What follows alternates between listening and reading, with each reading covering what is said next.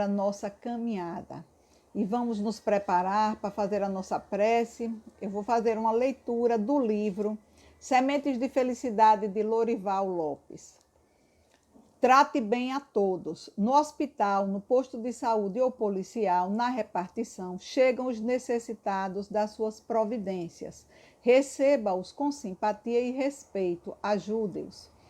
Não os despreze ou abandone, nem use para com eles deboche, olhar frio, palavra seca, que lhes cause dor e revolta. Um dia você poderá estar na mesma situação.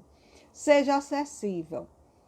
Mostramos a grandeza do Espírito quando os outros precisam de nós. Então vamos fazer a nossa prece. Quem desejar pode colocar um copo com água, fechar os olhos. Senhor Jesus, nosso guia, nosso mestre, nosso modelo, agradecemos, ó Jesus, por esses instantes que vamos buscar no Teu Evangelho o alimento para as nossas almas. Nos auxilia, Senhor, a compreender as lições que vamos refletir nessa tarde. Mas, Senhor, te rogamos que as tuas bênçãos de luz possam ser derramadas por todos aqueles que estão passando por dores diversas, aqueles que estão nos hospitais, os profissionais de saúde, todos eles, Senhor, possam nesse instante receber as tuas bênçãos, teu amor e a tua misericórdia. A nós, Senhor, rogamos a companhia e a assistência dos mentores espirituais, para que possamos, Senhor, sair desse culto do Evangelho com os nossos corações renovados, aquecidos por essa mensagem de luz. Que Deus seja louvado hoje por todo sempre. E assim seja. A nossa reflexão da tarde, ela está no capítulo 3º do Evangelho segundo o Espiritismo, Há muitas moradas na casa de meu Pai. Os capítulos que foram organizados por Kardec no Evangelho segundo o Espiritismo têm toda uma lógica. No primeiro capítulo, eu não vim destruir a lei. No segundo capítulo, meu reino não é deste mundo. E no terceiro, ele vem falar das moradas. Então, esses capítulos, esses primeiros capítulos que Kardec organizou no Evangelho segundo o Espiritismo, são a base para ensinar para todos nós o caminho para uma vida plena, para a nossa renovação. O primeiro item desse capítulo, terceiro, é diferentes estados da alma na erraticidade. Então, cada alma, ao desencarnar, ela pode ir para diversos lugares a depender da sua condição espiritual. Se for um espírito puro, vai para um mundo feliz. Mas se for um espírito imperfeito, ele vai para um mundo de provas e de expiações. Já o segundo item do Evangelho fala das diversas categorias de mundos. Então, são diversas categorias de mundos porque nós somos diversos espíritos com diversas necessidades. Então, existem diversos mundos, diversas moradas para acolher a todos os espíritos que possuem condições diferentes. Então, todos os espíritos não poderiam, por estarem em condições evolutivas diferentes, não poderiam ser acolhidos, né, em um mesmo mundo. E Kardec, ele questionou os espíritos se todos os globos eles seriam habitados. Todos os globos que se movem no espaço são habitados. E os espíritos respondem que sim, e que o homem está longe de ser o primeiro em inteligência, em perfeição e em bondade. Então, há muitas moradas na casa de meu pai, porque a casa do pai é todo o universo é a casa do pai, né? E refere-se a um dos postulados da doutrina espírita, que é a pluralidade dos mundos habitados. Então, todos os mundos, né, que percorrem aí os espaços, eles são habitados. Existem diversas categorias de mundos. Mundos primitivos, mundos de regeneração, mundos de provas e expiação e os mundos felizes. Cada mundo tem têm um local apropriado e oferecem aos espíritos condições apropriadas para o seu adiantamento. Os espíritos que erraram, eles vão para um mundo normalmente envolto nas trevas do remorso, nas trevas de tudo, toda aquela consciência pesada, já que os espíritos felizes, eles vão para o mundo de luz, porque eles já gozam de luz, né? Os mundos primitivos são aqueles mundos onde acontecem as primeiras encarnações da alma. Já o mundo de provas e de expiações já é um mundo onde existe mal, é um mundo em que a Terra é um mundo ainda, né? Mas ele está em transição. A Terra é um mundo de provas e expiações, mas, graças a Deus, já está passando para uma outra categoria, que é mundo de regeneração. Então, nós lembramos de que no livro A Caminho da Luz, Emmanuel nos diz que a Terra recebeu alguns espíritos que viviam lá em Capela. Então, o mundo onde eles viviam lá em Capela, esse mundo que era de provas e expiação, igual a Terra, estava passando para o processo, para a categoria de mundo de regeneração. E como eles não haviam adiantamento suficiente para acompanhar o progresso do mundo, então eles tiveram que vir à Terra. E eles ajudaram muito na Terra, né? Eles vieram e ajudaram muito no progresso da Terra.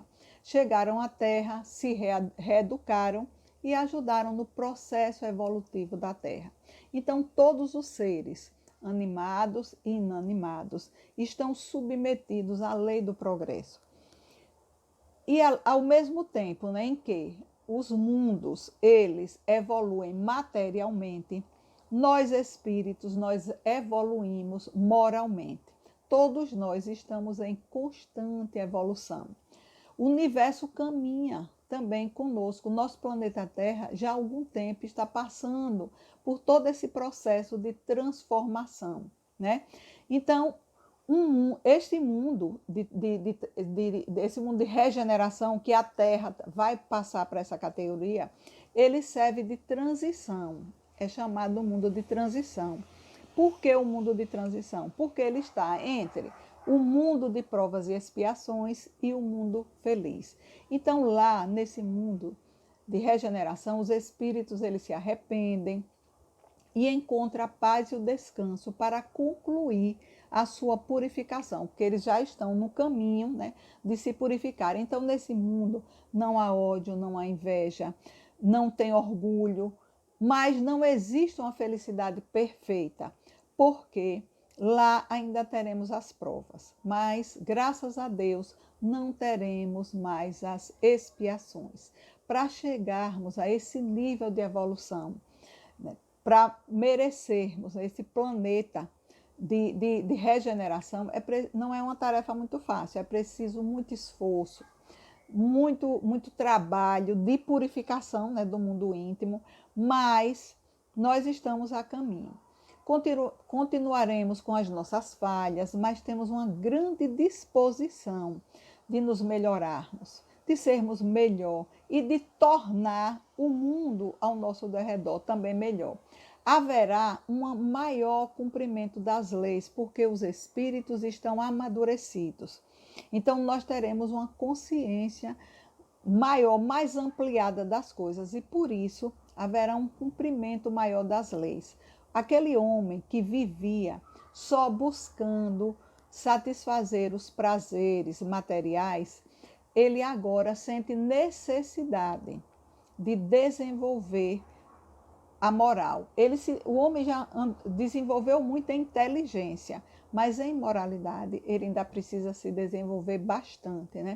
E ele agora, nesse mundo de regeneração, ele sente essa necessidade de buscar o bem-estar moral, para fazer com que reine aqui a fraternidade, a solidariedade. No livro A Gênese, no capítulo 18, um capítulo onde Kardec trata dos sinais dos tempos, né? Então aí ele diz, Kardec nos diz que são chegados os tempos marcados por Deus, então está tudo sob o controle divino, né? Marcados por Deus, onde nós viveremos grandes transformações. E essas transformações têm um objetivo, é para a regeneração da humanidade. Então, o objetivo de todos esses acontecimentos, essas revoluções que estão acontecendo, todas as mudanças têm o objetivo de nos fazer crescer, principalmente crescer moralmente. Porque somente o crescimento moral é capaz de garantir na Terra a felicidade. Uma felicidade relativa, mas esse crescimento moral é capaz de refrear as más paixões, de fazer banir da terra o orgulho, o egoísmo, e assim fazer com que as criaturas elas possam viver em concórdia, viver a paz e a fraternidade. Só assim, só mesmo, esse crescimento moral vai ser capaz de acabar com as barreiras entre os povos, barreiras religiosas, barreiras de raça, né? Barreiras econômicas, porque os povos vão compreender que, como somos todos irmãos, nós temos o dever de nos auxiliarmos mutuamente. E a definição de moral, já que nós estamos falando de desenvolvimento moral, de crescimento moral, foi dada pelos espíritos a Kardec, na pergunta 629, onde os espíritos disseram que a moral é toda regra de boa conduta. E, portanto, o homem ele se conduz bem quando ele faz tudo para o bem-estar de todos. Nós estamos entrando numa fase em que a maioria, se não todo mundo, nós teremos uma compreensão da sobrevivência do espírito. Então o homem não vai mais caminhar cegas. Ele já sabe por que está aqui, de onde veio e para onde vai. Já não se trata mais de uma crença, mas de uma verdade comprovada pelos testemunhos de todos os espíritos, de diversas formas, eles vêm testemunhar essa verdade para todos nós. E nesse mundo de regeneração, o amor é a base de todas as relações, porque todos os homens estarão convencidos de que Deus é Pai, que Deus é justo e que Deus é bom. E que as coisas ruins que acontecem para todos nós não é pela vontade de Deus, são as consequências das nossas ações. Então, os homens com essa consciência, eles vão se considerar irmãos e trabalhar para se auxiliarem mutuamente. Com isso, vai haver mais uma aproximação da espiritualidade e vão se afrouxar os laços do materialismo. É uma característica desse período. O homem já não está mais satisfazendo ao homem a busca só dos prazeres materiais. Ele já despertou para as necessidades espirituais. Então, as mudanças acontecem de uma forma global. Nós estamos agora vivendo, passando por uma experiência onde todos estão sendo afetados, todos, independente de raça, de religião, independente de ser um país de primeiro, de segundo ou de terceiro mundo, né? E essas mudanças nós já percebemos em alguns setores. Por exemplo, nós vemos hoje movimentos grandiosos buscando proteger os animais, né? Proteger os mais fracos, proteger as mulheres, proteger o meio ambiente, que é tão importante, né? Então, são muitas instituições que estão sendo criadas com esse objetivo. Isso já é fruto de um pensamento comum, de um bem-estar comum. Não mais pensando só no seu bem-estar, mas o homem acordando para os interesses de todos, né? Então, com isso, os preconceitos de raça, eles tendem a diminuir. Vão diminuindo. E o Espiritismo tem um papel importante todo esse processo.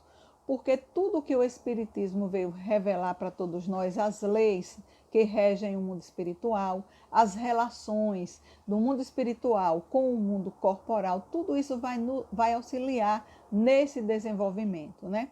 Então, todos nós estamos avançando para o mesmo alvo. A primeira frase que nós lemos nesse capítulo 3 é: não se turbe o vosso coração, crê em Deus e crede também em mim. Essas palavras tão consoladoras, elas foram proferidas por Jesus durante a última ceia, antes do martírio, antes da crucificação. E elas fazem parte de um conjunto das últimas instruções que Jesus deu aos seus discípulos, a todos nós, porque todos nós somos discípulos. O objetivo na época era despedir-se, né? Porque ele estava se despedindo daqueles companheiros que trabalharam com ele durante os 3 anos na disseminação do evangelho, mas mais importante, para fortalecer o ânimo de todos os discípulos e mostrar todo o seu amor e compaixão pela humanidade. Então, Jesus solicita de todos os seus seguidores manterem a fé na confiança e na assistência de Deus, o Criador, e de Jesus, o nosso guia e nosso modelo. Porque quando ele diz, não se turbe o vosso coração, turbar significa ficar inquieto, perturbado, agitado. E nós vivemos uma época de transição, uma época de grandes mudanças, mudanças de hábitos, mudanças de costumes, transformações sociais, e tudo parece estar em revolução. Muitos estão preocupados, às vezes até chegando a um nível de perturbação a ponto de adoecerem. Por isso que Jesus disse, calma, né? Não se turbe o vosso coração, mantenha calma, porque às vezes nós que estamos passando por toda essa doença, às vezes o estado íntimo de perturbação é tão grande e mais nocivo do que a própria doença. Na época em que Jesus proferiu essa frase, ele também estava passando por momentos difíceis, porque todos os poderosos queriam pegar Jesus, mas ele permanecia firme, sereno, na confiança em Deus. Mas ele sabia que nós, os seus discípulos atuais e os discípulos da época, eles não tinham o mesmo ânimo, a mesma fortaleza. E por isso ele procurou tranquilizar todos, dizendo que tudo estava bem, que tudo estava sob controle e dentro de um plano divino. Então, assim nós devemos nos sentir agora. Nosso planeta, como todo o universo, ele está sob o comando de Deus, a inteligência suprema, um Criador sábio, justo e misericordioso. E nós somos todos seus filhos, subordinados às suas leis. As leis divinas, elas foram criadas para a nossa felicidade, para o nosso bem, para que nós pudéssemos crescer, progredir espiritualmente. Precisamos nos lembrar sempre disso, para que o nosso coração possa se asserenar diante das dificuldades, das tribulações, confiar em Deus, confiar em Jesus, para que a gente possa preservar o bom ânimo e a paz. Com o livre-arbítrio, nós escolhemos, né, os nossos caminhos. E as dificuldades que nós temos certeza, temos a convicção de que todas as dificuldades têm o objetivo de nos fazer amadurecer, crescer. Quando nós escolhemos um caminho, nos equivocamos na escolha, né, nós transgredimos as leis, a consequência do erro é nós encontrarmos mais dificuldades, né? Emmanuel nos diz que nenhuma criatura ela passa pela terra sem passar por tempestades, por nevoeiros, pelo assédio das tentações, né? É importante a gente considerar que a dificuldade, principalmente agora, nesse momento de transição de mudança, a dificuldade é um processo é um processo que vai nos fazer melhorar, vai nos fazer progredir. E Jesus disse que uma das maiores virtudes do discípulo é estar pronto para o chamado de Deus, tanto nas horas de tranquilidade como nas horas de sofrimento. Então, independente do momento que estejamos a vivenciar, vamos trabalhar para edificar o bem dentro do nosso mundo íntimo, confiando em Deus, confiando na providência divina, procurando orar, através da oração, nos fortalecer para enfrentar. Então, nós estamos hoje falando dos mundos exteriores, mas nós temos também o nosso mundo íntimo. Nós temos as moradas, elas podem ser representadas também por aquilo que nós cultivamos dentro de cada um de nós. Podemos pensar nas moradas fora, né? E também nós temos moradas dentro de cada um de nós. Cada criatura reside dos seus próprios pensamentos. Cada um de nós mora numa casa mental onde esses pensamentos eles se irradiam. Então, se não cuidarmos da morada interior, não vamos mudar o domicílio exterior.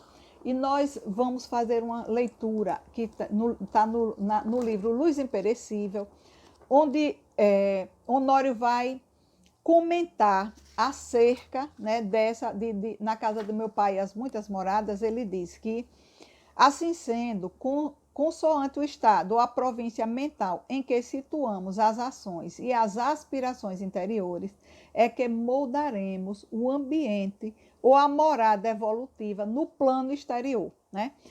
Sob esse prisma, a casa do Pai é o íntimo de cada um de nós e as moradas, os estados da alma que alimentamos consoante os nossos desejos e aspirações pessoais. Então, nós precisamos cuidar do nosso mundo íntimo, porque nós não teremos acesso a mundos superiores sem cuidar desse mundo interior. Cada um mora naquele local onde ele pensa e também de acordo com seus sentimentos. E precisamos equilibrar o nosso mundo íntimo, porque o céu e o inferno estão dentro de cada um de nós, né? Então, para concluirmos essa nossa reflexão, nós vamos fazer uma leitura ainda sobre esse mundo íntimo, que está na Revista Reformador, onde ele diz o seguinte: observa desse modo a natureza do seu campo íntimo e acautela-te para o futuro, porque sem dúvida há inúmeras moradas no universo, mas viverás escravo ou senhor do templo bom ou no cárcere do mal que tiveres escolhido para a tua residência nos caminhos da vida eterna. Então, com a maneira como nós pensamos, por isso que Jesus disse, vigiar e orar, porque nós precisamos vigiar os nossos pensamentos, vigiar os nossos sentimentos, porque eles nos dizem como é que está a minha morada íntima. E se nós não cuidarmos dessa morada íntima, como é que nós vamos acessar uma morada feliz, né, no mundo exterior? Tudo é questão de vibração, é questão de sintonia. Então, meus amigos, essa era a nossa reflexão acerca das moradas. As diversas moradas exteriores, mas também as moradas que nós cultivamos dentro de cada um de nós. E vamos agradecer a Deus, agradecer a Jesus e aos mentores da espiritualidade amiga pela companhia e por tudo, né? Senhor Jesus, Mestre amado, agradecemos, Senhor, pelas reflexões. Rogamos que essas reflexões, Senhor, possam calar fundo nos nossos corações, que nós possamos despertar para a necessidade de cuidarmos do nosso mundo íntimo, cuidar dos nossos pensamentos, cuidar dos nossos sentimentos.